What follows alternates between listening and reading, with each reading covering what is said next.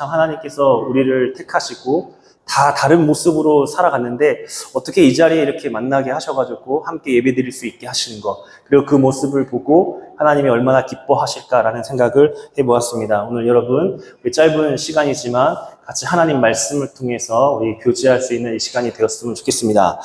오늘 본문은 여러분 잘 아시는 대로 여호수아서 3장의 말씀이죠. 하나님께서 이스라엘 백성들에게 이 가나안 땅을 약속하시고 이제 드디어 이 가나안 땅으로 들어가는 길 한 곳만 남았습니다. 이제 요단강을 건너는 그 일이 남게 되는 말씀입니다.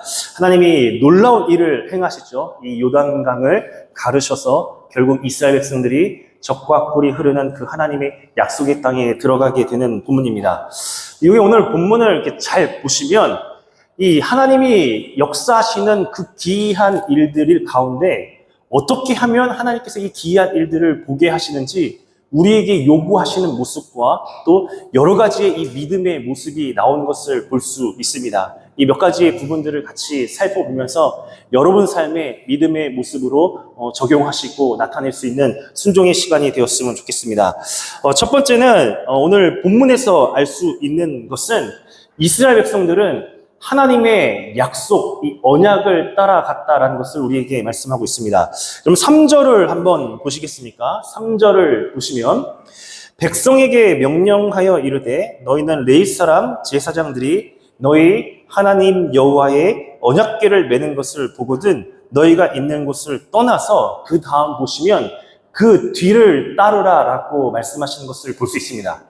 이스라엘 백성들이 이 요단강을 건너갈 때에 그들이 바라보고 따라가야 되는 것은 하나님의 언약궤를 매는 것을 보거든 그곳을 떠나서 그 뒤를 따르라고 말씀하고 있다는 사실입니다. 이스라엘 백성들이 적과 꿀이 흐르는 그 가나안 땅을 가기 위해서 그동안 그들이 붙들고 있었던 모습, 사실은 하나님이 약속하신 것을 따라서 간 거예요. 하나님의 약속을 믿고 힘들고 어려운 그 광야 생활 속에서도 여전히 하나님 약속 가운데 하나님이 함께 하신다는 것을 바라보면서 따라갔다는 거죠. 마지막 순간에도 마찬가지입니다.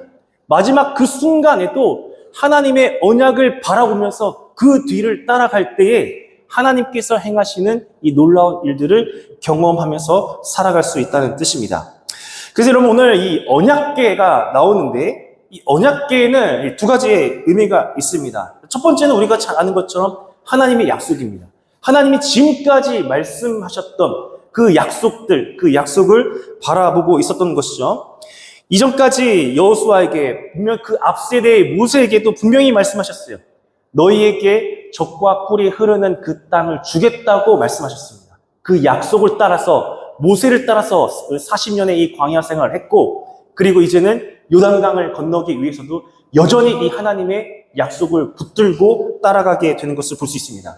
그래서 그들은 약속을 따라서 간 겁니다. 우리가 하나님의 기이한 일을 경험하고 하나님 이 뜻 가운데서 살아가는 거 다른 거 아닙니다. 아주 단순한 모습이에요. 하나님이 말씀하시는 그 언약을 붙들고 살아갈 때 그 언약의 축복이 우리에게 임할 수 있다는 것을 보여주는 겁니다. 근데 이 언약궤에는 또 다른 의미가 하나가 더 있어요. 그 의미가 무엇이냐면 하나님이 임재하셔서 함께 하신다는 것을 보여주는 성징입니다. 그렇죠? 하나님이 이스라엘 백성들과 함께하고 계신다. 그것을 언약궤를 통해서 나타내 보이셨습니다. 결국 그들은 적과 꿀이 흐르는 그 약속의 땅으로 갈 때 무엇을 바라봤냐면 하나님의 약속과 하나님이 그들과 함께 계신다는 것을 생각하면서 그 뒤를 따라갔다는 거예요. 여러분 이 세상을 살아가면서 오늘 한번 잘 묵상해 보셨으면 좋겠습니다. 여러분 무엇을 따라가고 있습니까? 정말 하나님의 이 약속들을 붙들고 우리 하나님이 함께 하신 것을 믿고 바라보면서 살아가고 계십니까?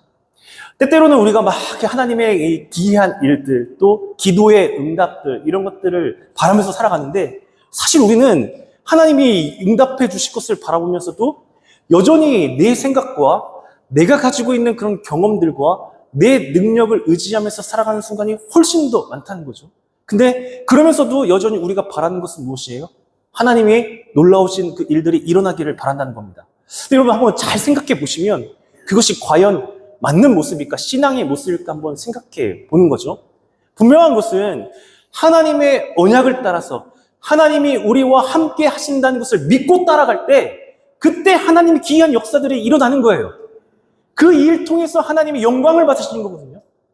우리의 힘과 우리의 노력과 우리의 생각으로 할 때 잘 일어나지 않는다는 것을 너무나도 잘 알고 있는데 그게 안 되는 것이 우리의 모습입니다. 그래서 이스라엘 백성들이 40년 동안 훈련한 겁니다.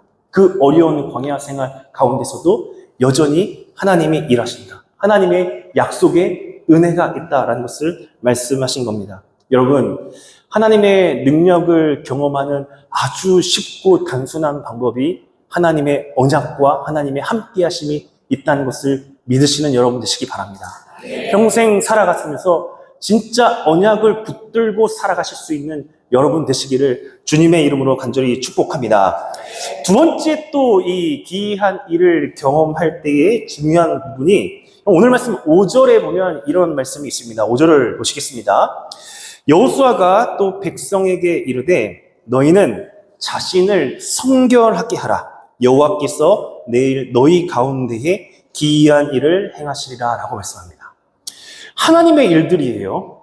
하나님의 놀라우신 일들, 이 요단강을 건너고 결국 그 젖과 꿀이 흐르는 그 가나안 땅으로 가는 데에 중요하게 우리에게 말씀하시는 부분이 무엇이냐면 자신을 성결하게 하라라고 분명히 말씀하고 있습니다. 성결해야 돼요.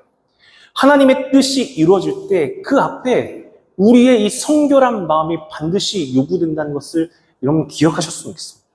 이 안에 인간적인 욕심들과 세상의 방법들 이런 것들을 가득 품고 있어요. 욕망과 야망.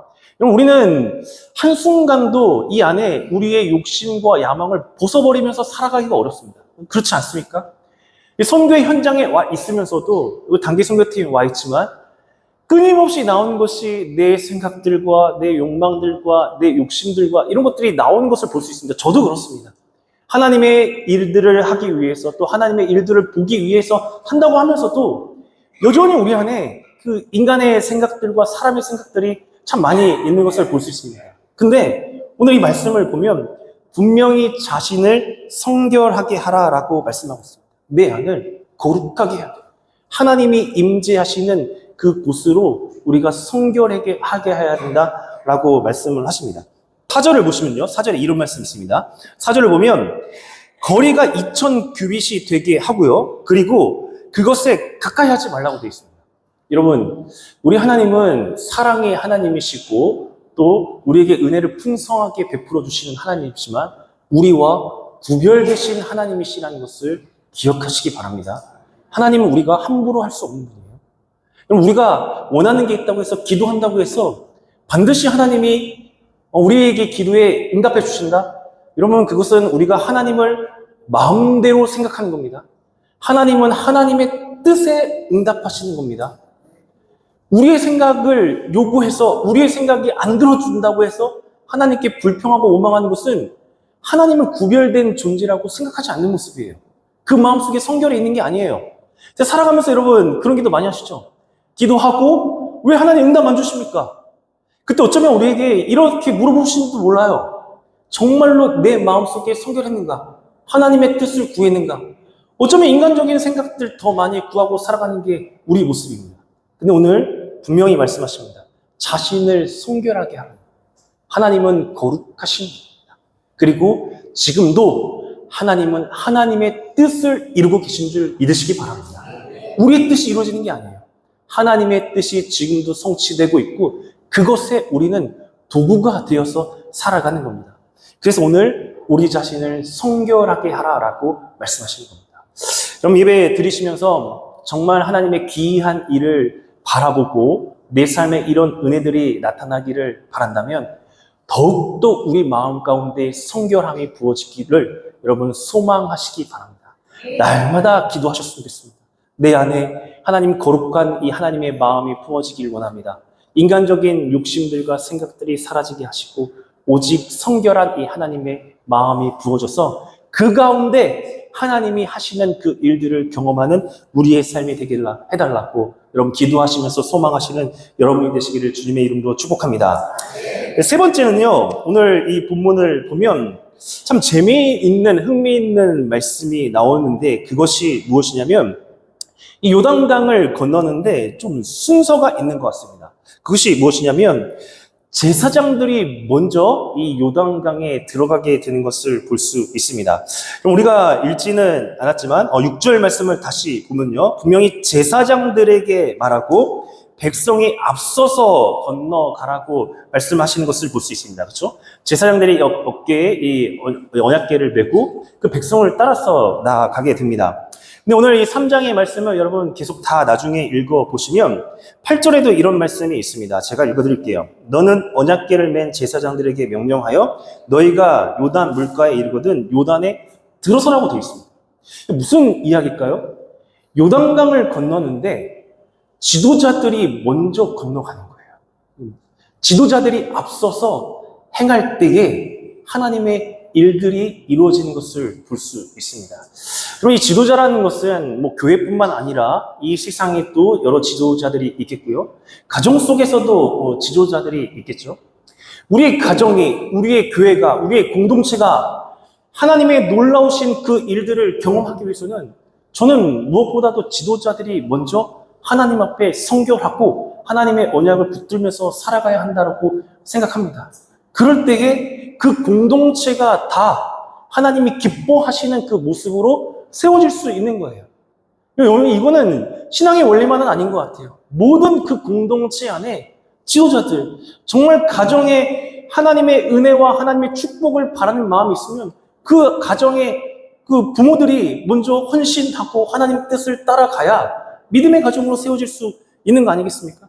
그럼 신앙은 그런 것 같아요. 믿음의 유산으로 자연스럽게 흘러가는 것이지 거꾸로 가는 거는 쉬운 일은 아니다라는 생각을 하게 됩니다. 여러분 다 지도자들이십니다. 가정의 지도자들이시고요. 교회의 지도자들이시고요. 각 공동체의 지도자들이실 겁니다. 그렇다면 내가 먼저 하나님의 언약과 약속을 붙들면서 정말 그 성결한 마음으로 여러분 주님을 따라가시기 바랍니다. 그럴 때에 하나님이 이 공동체와 우리의 공동체를 축복하시고 가정과 교회를 세워주실 줄 믿습니다. 마지막으로 한 가지만 더 나누려고 하는데요. 제가 오늘 이 여호수아 3장의 말씀을 묵상하면서 이 출애굽 사건이 있잖아요. 홍해를 건너는 사건이 있잖아요. 그 사건과 거기는 출애굽 1세대들에게 하나님이 이 홍해를 건너는 사건을 주십니다. 그리고 이제 출애굽 2세대들 광야에서 이 태어난 자들이 이 요단강에 이제 건너서 가나안 땅에 들어가게 되는데 조금 차이가 있다라는 것을 묵상하게 됩니다. 홍해를 건널 때는 하나님이 모세를 통해서 홍해를 가르시고 그리고 이스라엘 백성들이 건너갔어요. 사실은 그 앞에 이 바다가 이렇게 큰 바다가 있을 때에 하나님이 가르시고 난 다음에 그 모습에서 이들이 건너가게 됩니다. 근데 요단강은 그렇지 않아요. 여러분 3장 13절을 제가 읽어드리면 이렇게 되어 있습니다. 온 땅의 주 여호와의 궤를 맨 제사장들의 발바닥이 요단 물을 밟고 멈추면이에요. 제사장들의 발바닥이 이 요단 물을 밟고 이 멈추면 발을 들어선다는 거죠. 그러면 요단 물, 곧 위에서부터 흘러내리던 물이 끊어지고 한 곳에 쌓여 서리라라고 말씀합니다. 방법이 조금 다르지 않습니까? 하나님이 가르시고 그 다음에 건너갔어요. 홍해 건너갈 때는. 근데 요단강은 먼저 제사장들이 이 요단강의 발바닥을 대야 돼요. 그럴 때에 이 물이 멈춰서 이스라엘 백성들이 건너갔다는 거예요. 묵상하면서 이런 생각이 듭니다. 처음에 우리를 구원하신 것은 다 은혜예요. 그렇죠? 물론 모든 우리의 삶 다 은혜입니다. 은혜로 건너주셨고 건너가게 하셨고 하나님을 믿는 믿음의 자녀로 택해주셨어요. 근데 그 다음에 하나님이 우리에게 한 단계 이 믿음의 수준을 더 요구하시는 거예요. 이제는 눈앞에 이 강이 있고 바다가 있어도 믿음의 발걸음을 좀 한번 떼보라는 거죠. 그럴 때 하나님이 역사하시나요? 여러분 언제까지 은혜가 부어지면 내가 뭘 하겠습니다. 하나님이 주시면 내가 그때 순종하겠습니다. 여러분 언제까지 이것만 바라고 계실 겁니까? 제가 이 목회를 하면서 짧다면 짧고 길다면 긴 시간을 보내면서 보니까 때때로는 하나님이 우리에게 이 믿음의 순종을 원하시는 거죠. 한번 발걸음을 좀 떼봐라. 그리고 오늘 예배 드리면서 이런 생각이 들었어요. 눈앞에 진짜 하나님이 약속하셨던 그 가나안 땅이 보이거든요. 근데 이 앞에 이 요단강을 건너야 되는 몫이 있어요. 믿음의 발걸음을 한번 떼봐라. 그러면 지금까지 약속했던 이 가나안 땅, 내가 진짜 주리라 말씀하시는 거예요. 좀 떼보기를 원하는 거예요. 언제까지 여러분 우리 기도하면서 하나님 좀 갈라주세요. 그리고 갈게요. 하나님의 기이한 일들은 그렇게 이루어지지 않는 것 같아요.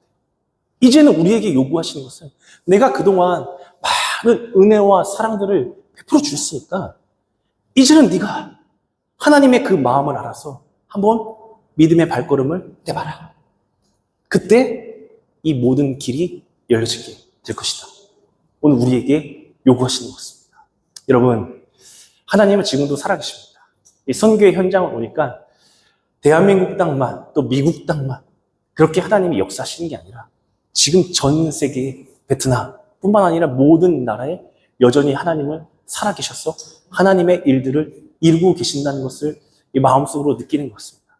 여러분, 그 모든 그 현장에 다 믿음의 순종이 있었고 믿음의 발걸음이 있었어요. 그럴 때 하나님이 놀라우신 이 기이한 일을 행하셨다는 것을 믿음으로 바라보셨으면 좋겠습니다. 어렵습니다. 무섭습니다. 과연 내가 들어갔을 때 열려질까? 나는 죽을 수도 있는데 두려운 마음도 들 수 있습니다. 근데 약속하셨잖아요. 너와 함께 하신다고 약속하셨고 하나님의 약속이 반드시 이루어진다고 약속하셨잖아요. 그렇다면 때때로 좀 우리의 이 모든 생각들을 내려놓고 믿음의 발걸음을 가시기 바랍니다. 그 나머지 모든 일들은 하나님이 우리를 선하게 인도하시고 책임져 주실 줄 믿습니다.